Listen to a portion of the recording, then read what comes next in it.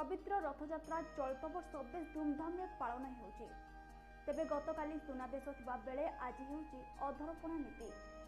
तेबे आपण जानिछन्ति कि अधरपणा नीति कोन?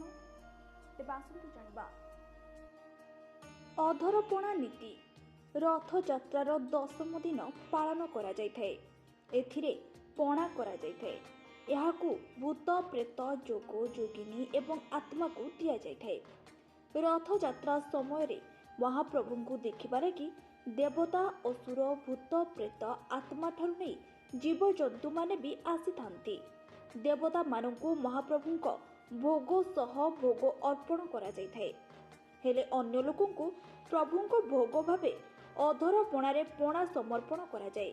एही पणारे क्षीर छेना मिठा गुड़ फल एवं किछि मसला भली दालचीनी अलैच एवं गोलमरिच आदि व्यवहार करा जायथाय।